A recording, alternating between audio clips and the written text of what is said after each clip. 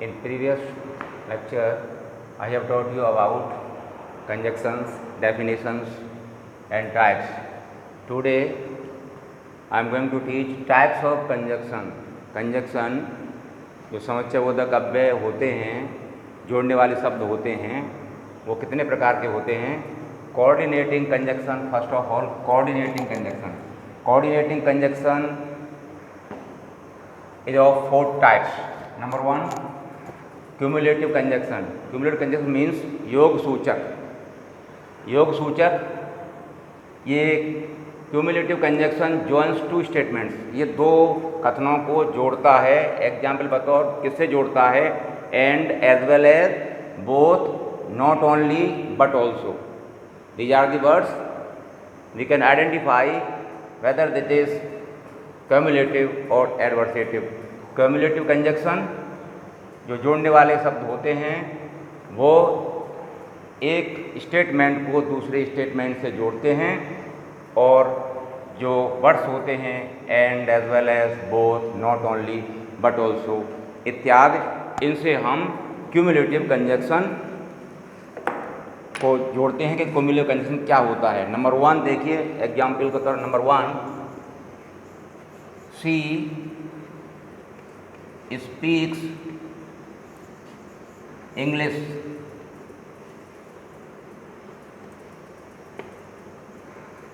as well as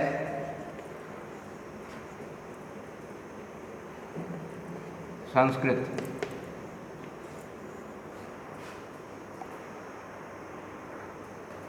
वह English और संस्कृत बोलती है. इंग्लिश भी बोलती है एज वेल एज संस्कृत. इसका मतलब इसमें जो स्टेटमेंट जुड़ा है संस्कृत से इंग्लिश को, वहाँ पर she speaks English as well as Sanskrit. वो इंग्लिश भी बोलती है और संस्कृत भी बोलती है. क्यूमुलेटिव कंजंक्शन इस वाक्य में प्रयोग किया गया है. Number 2, he is both handsome and hard working.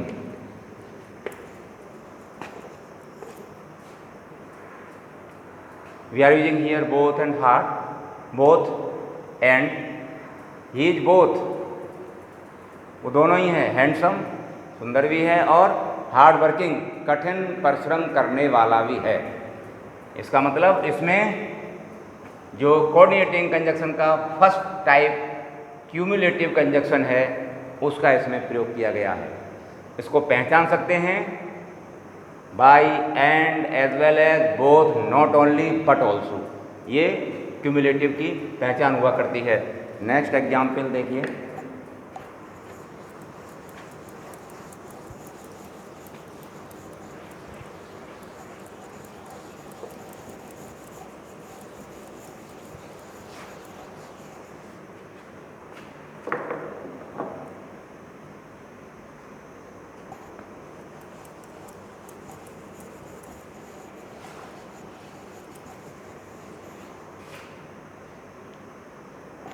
Now third sentence, not only Sarla but Geeta also went to Kanpur. Not only Sarla but Geeta also went to Kanpur. Sarla ही नहीं बल्कि not only but also. Sarla ही नहीं बल्कि गीता भी कानपुर गई. इसका मतलब है not only Sarla but Geeta also went to Kanpur. Not only but also का प्रयोग हुआ है. इसका मतलब इस वाक्य में, इस सेंटेंस में cumulative conjunction is being used. Not only but also आप पहचान सकते हैं इस वाक्य में प्रयोग किया गया है क्यूमुलेटिव कंजंक्शन का. योग सूचक है. सरला के साथ साथ गीता भी. योग सूचक है, ऋणात्मक नहीं बल्कि योग सूचक है। Not only Sarla but Geeta also went to Kanpur. Next number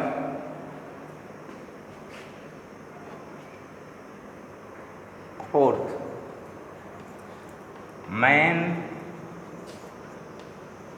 proposes and God disposes। यहाँ एंड का प्रयोग किया गया है। Man proposes and God disposes. व्यक्ति तो प्रस्ताव रखता है और ईश्वर उसको निर्णय देता है, उसको रिजल्ट देता है। यहाँ पर एंड का प्रयोग है और एंड जो है क्यूमुलेटिव कंजंक्शन होता है। Next number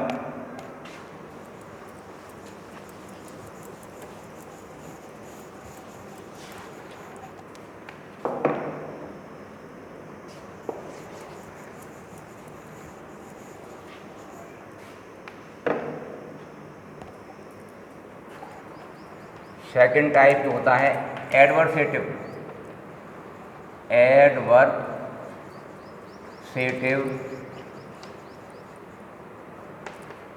conjunction.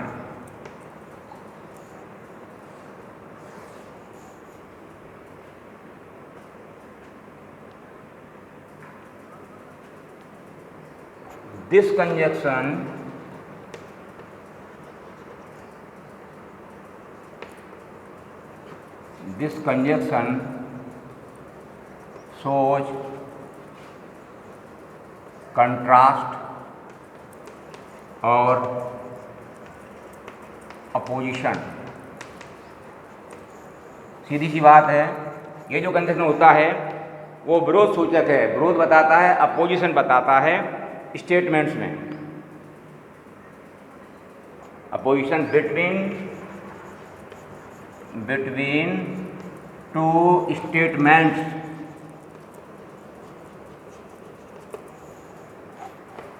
जैसा कि है एडवर्सेटिव कंजंक्शन का अर्थ होता है विरोध सूचक। यहाँ पर दो स्टेटमेंट्स में विरोध बताया जाता है, अपोजिशन बताया जाता है। दिस कंजंक्शन शोज, वो दिखाता है कंट्रास्ट, विरोध, अपोजिशन बिटवीन टू स्टेटमेंट, दो स्टेटमेंट्स में, कथनों में जहाँ पर विरोध होता है।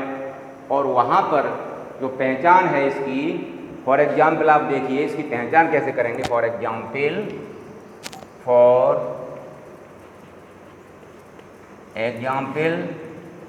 इसमें बट, यट, स्टिल, या का यह पहचान है इसकी। बट, स्टिल, यट और व्हाइल भी आता है, इत्यादि, व्हाइल, ETC। यह पहचान होती है विरोध सूचक की, but, yet, still, while. Now see examples.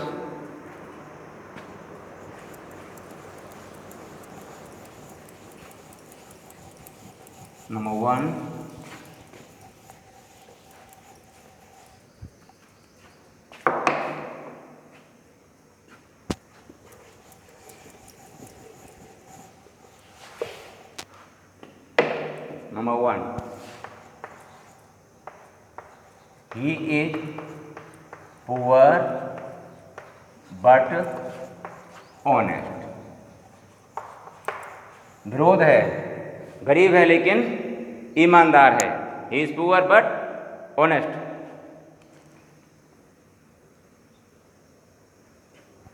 Number 2, Ramesh was rich.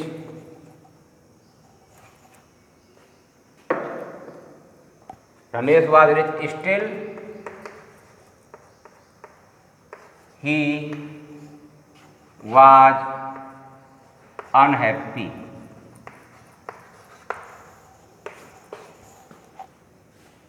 Ramesh धनवान था, फिर भी वह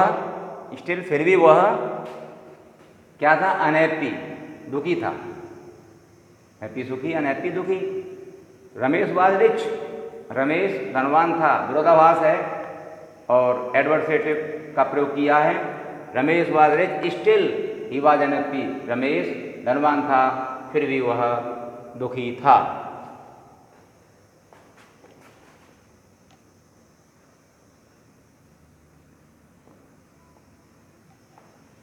number third, the circus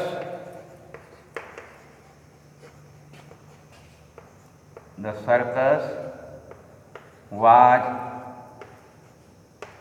nice, however she could not enjoy it. The circus was nice, however she could not enjoy it.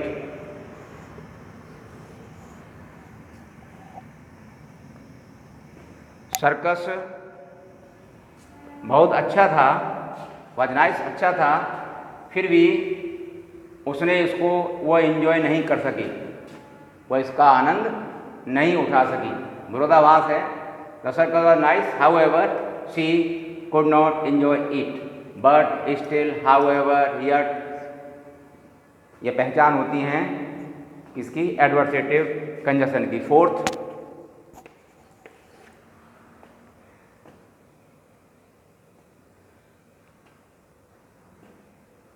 he did not obey his father, yet his father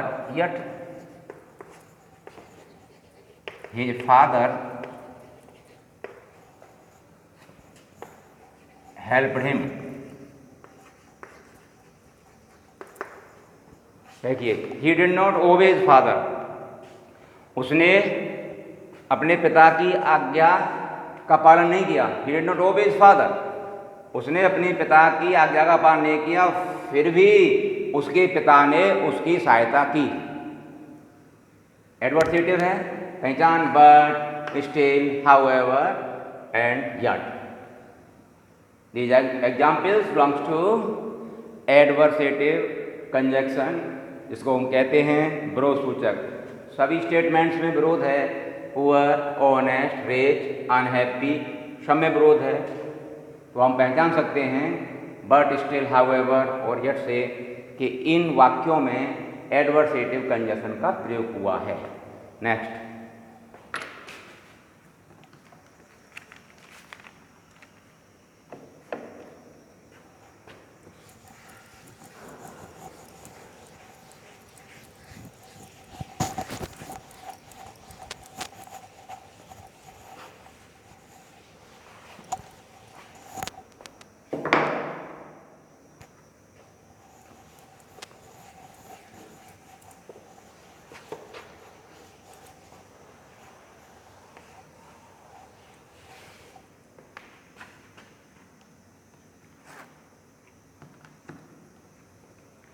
number third, alternative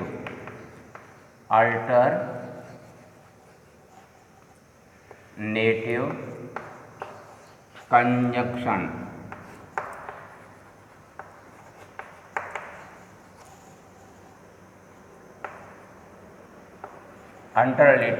alternative conjunction, इसको हम कहते हैं विकल्प सूचक। And this conjunction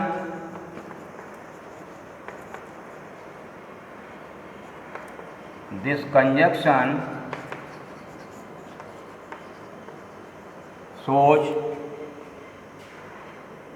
a choice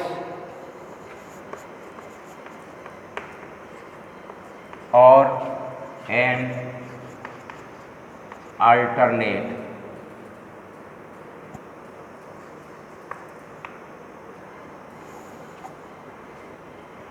This conjunction shows a choice or an alternate between two statements. between two statements।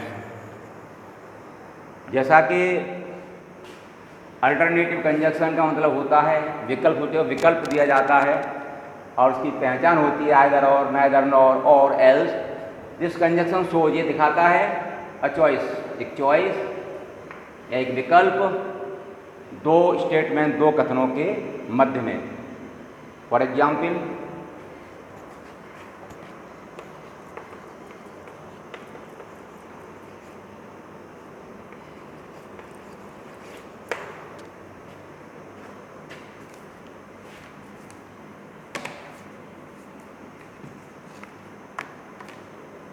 इसमें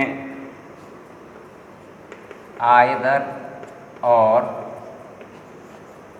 neither nor, otherwise,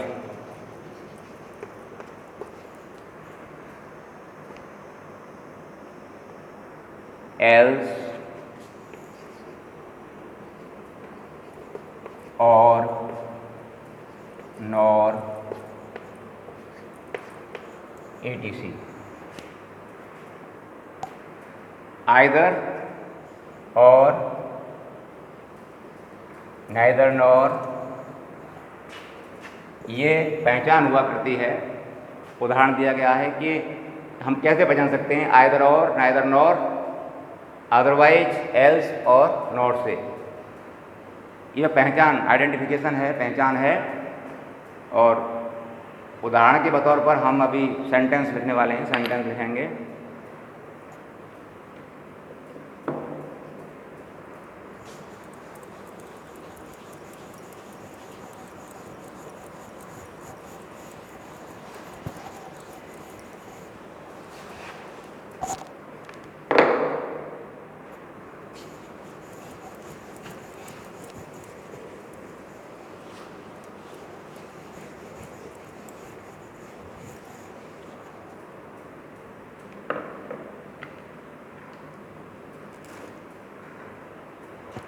Number 1, example,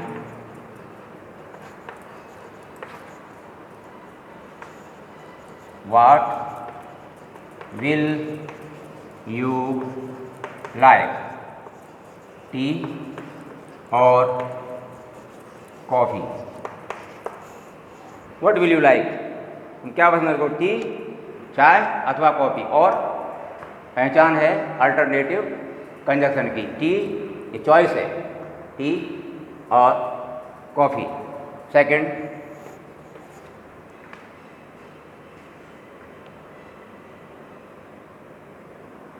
either you come in और go out. Either you come in और go out, इसमें either और, यहाँ पर और, या तो तुम अंदर आओ या बाहर जाओ। विकल्प है, अल्टरनेट है, आइदर यू कम, या तो अंदर आओ या फिर बाहर जाओ। Next number,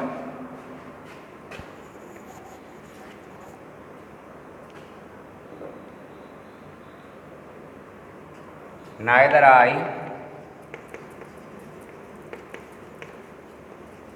nor you can run fast। neither I nor you can run fast, न तो मैं तेज दौड़ सकता हूँ न तुम।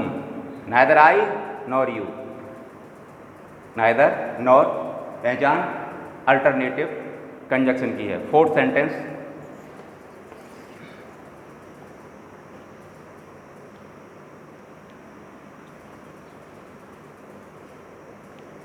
you must maintain discipline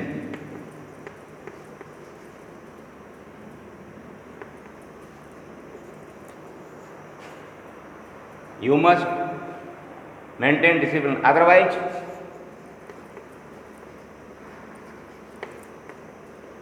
you will be punished by the principal.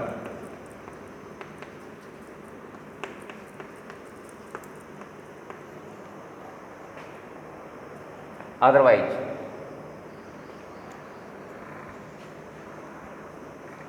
देखिए, you must maintain discipline, otherwise you will be punished by the principal. Otherwise, ये अल्टरनेटिव की पहचान है, अल्टरनेटिव, और वही चॉइस है अदरवाइज, एल्स और तुमको अनुशासन में रहना चाहिए, अब मेंटेन करना चाहिए, यू मस्ट मेंटेन डिसिप्लिन, तुमको डिसिप्लिन मेंटेन करना चाहिए, अन्यथा तुमको प्रधानाचार्य द्वारा दंडित किया जाएगा। Clear? You must maintain discipline, otherwise you will be punished by the principal. तुमको डिसिप्लिन मेंटेन करना चाहिए, अन्यथा तुमको प्रधानाचार्य द्वारा दंडित किया जाएगा। फ्यूचर टेंस, पैसिव वॉइस है यहाँ पे, you will be punished by the principal. Next, 4th number,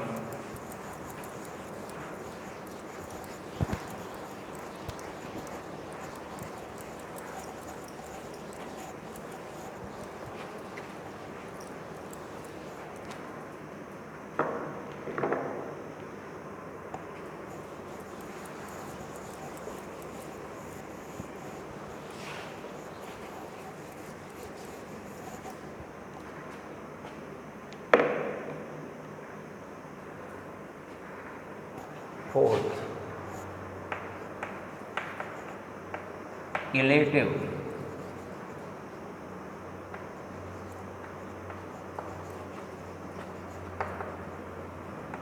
conjunction,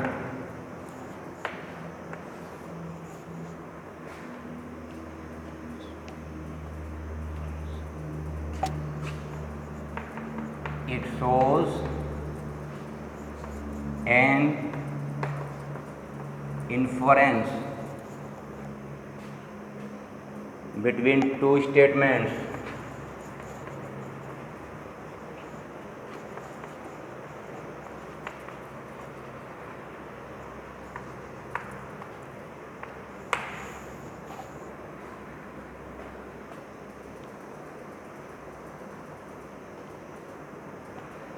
It shows an inference between two. ये एक परिणाम बताता है, एक सेंटेंस से दूसरे सेंटेंस को कोरिलेट करता है, उसको हम इलेटिव, परिणाम सूचक, इसका मतलब होता है परिणाम सूचक, जो कि इन्फ्रेंस बताता है, ये परिणाम बताता है दो स्टेटमेंट्स के बीच में रिजल्ट ये है।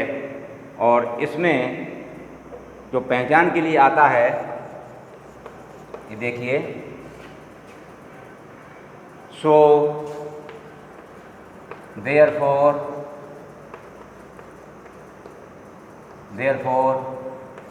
thus hence etc. so therefore thus hence etc. इस तरह का होता है। और जहाँ पर ये परिणाम सूचक है तो यहाँ परिणाम बताता है, इसलिए इन्फ्रेंस शब्द दिया गया है। नंबर 1 एग्जाम्पल देखिए,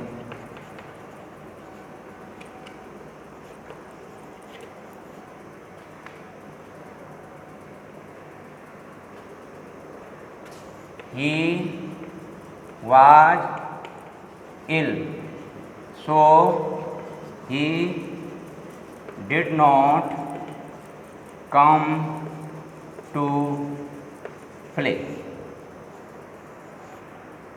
ये देखिए, ही वॉज इल, वो बीमार था, इसलिए वो खेलने नहीं आया।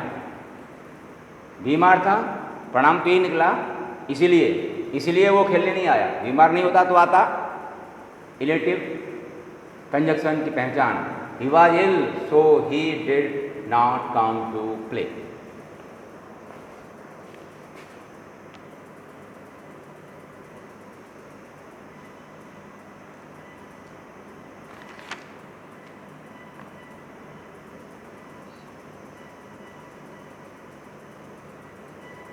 She wanted to purchase a new dress.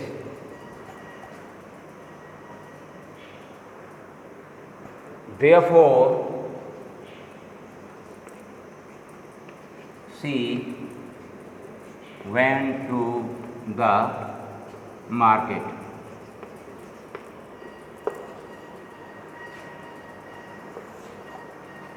She wanted to purchase a new dress. वह एक नई ड्रेस खरीदना चाहती थी, क्रय करना चाहती थी। She wanted to purchase a new dress.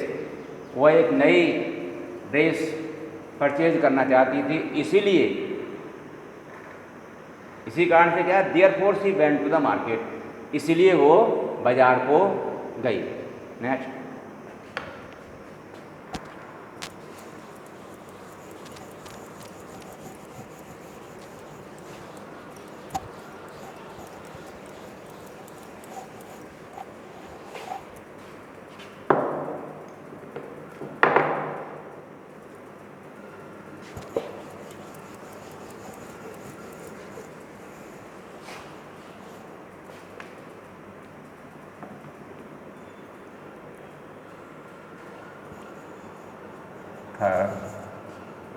he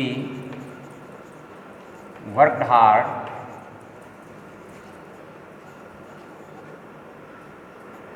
so he passed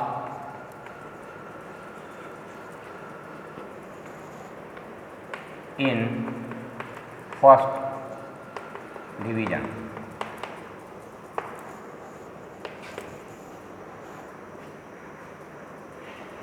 So he passed.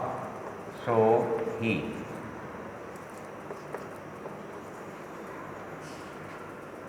worked hard so he passed in the first division. उसने कठिन परिश्रम किया, इसलिए वो फर्स्ट डिवीजन में पास हो गया।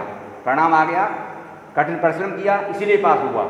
इलेटिव कंजक्शन का प्रयोग हुआ है। Fourth sentence, last one,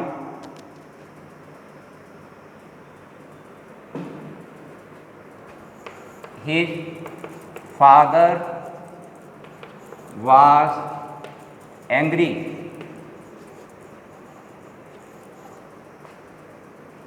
thus he kept quiet. His father was angry thus he kept quiet. उसके पिता क्रोधित थे इसलिए वो शांत रहा। रिजल्ट आ रहा है दस, सो, हेंस एंड देयरफॉर, या पहचान होती है इलेटिव कंजक्शन की। और here this is used here as an illative conjunction. And the next time I will teach you about subordinate conjunctions. Okay, thank you.